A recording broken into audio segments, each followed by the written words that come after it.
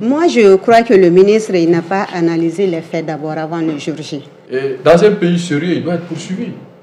Le ministre? Mais il doit être poursuivi. Pourquoi? Pour des dégâts. Le ministre, en sachant que la rentrée, c'est le mois d'octobre, je pense que par rapport à la régularité de la rentrée scolaire au mois d'octobre, depuis les régimes précédents, cela se faisait.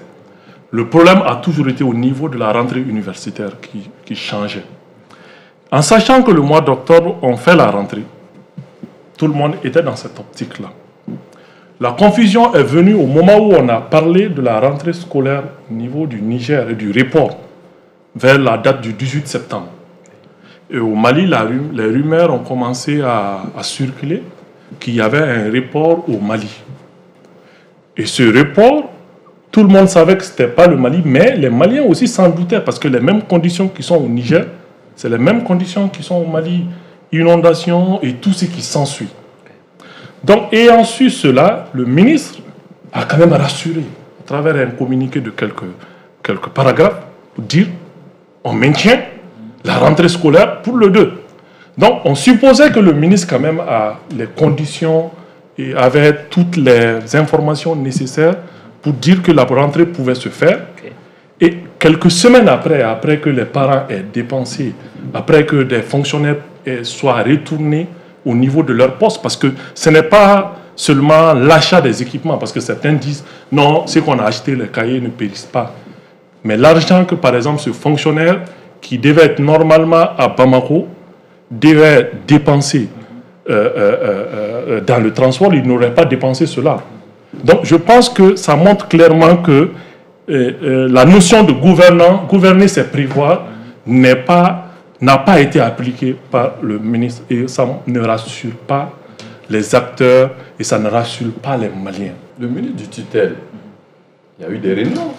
Les gens, l'école n'est pas seulement pour l'État, l'école publique, il y a aussi des écoles privées, et des écoles mixtes. Et donc il y a eu des réunions, il a rassuré les partenaires que la date sera maintenue. C'était officiel. Alors, à quelques heures, il vient, il fait un communiqué laconique pour parler, vous avez dit, je vous emprunte le mot, catastrophe nationale, de leur dire, mais ce n'est pas raisonnable, ce n'est pas tenable, ce n'est pas politiquement correct. Parce que d'abord, dans un pays sérieux, il doit être poursuivi. Le ministre? Mais il doit être poursuivi. Pourquoi? Pour des dégâts. Parce que d'abord, nous, les parents d'élèves, nous faisons des dépenses.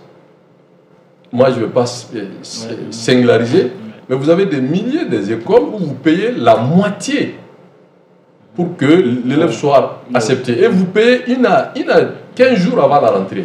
C'est à quelques heures qu'il fait le report. Donc ça, c'est un problème. Il y avait beaucoup de gens qui ont pris de l'argent avec les banques pour les fournitures. Il y a des échéances avec les banques. Donc, le fait de reporter de 1 mois, si vous avez... vous devrez d'ici 1 mois que vous devrez payer tout l'argent de la banque, parce que je connais ce secteur-là, il y a des pénalités à payer.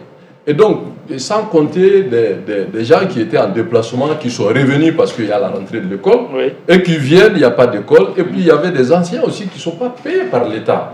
Donc, ce report-là, ils ne seront pas payés par leur établissement parce que Sinédi, on a fait un report. Moi, je pense qu'à ce niveau, le ministre, vraiment, il a fauté. S'il y avait vraiment un pays avec des fonctionnements, je ne dirais même pas démocratique, de bon sens, le ministre devrait quand même donner des explications. Moi, je crois que le ministre n'a pas analysé les faits d'abord avant le jour J. Parce que moi, je me dis qu'on ne peut pas décider de la rentrée sans pour autant échanger avec certains acteurs clés.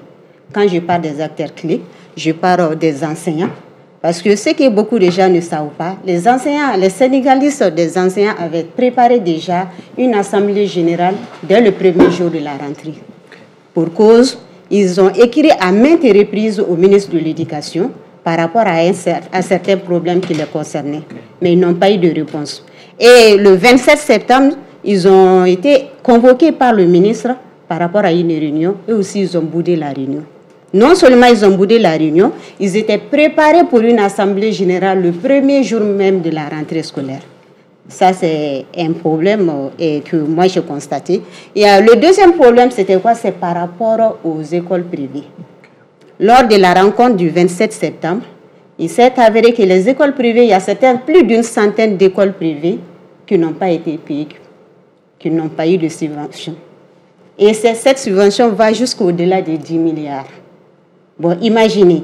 Non seulement cela, mais les écoles privées aussi demandent à ceux qu'ils ont sanctionné certaines écoles.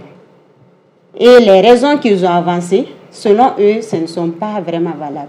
Donc, ils voudront aussi que ces écoles qui ont été sanctionnées, qu'on puisse les mettre dans leurs droits. Donc, le ministre faisait face à deux Sénégats. Okay. Le Sénégal de l'éducation et le Sénégal des écoles privées. Sinon, les catastrophes naturelles, vous avez vu, c'est après l'annonce que le ministre même s'est rendu sur le terrain pour vérifier l'état des écoles. Si c'était lié directement aux catastrophes, comme il l'a dit, on aurait dû voir le ministre dans les écoles avant ce jour-là.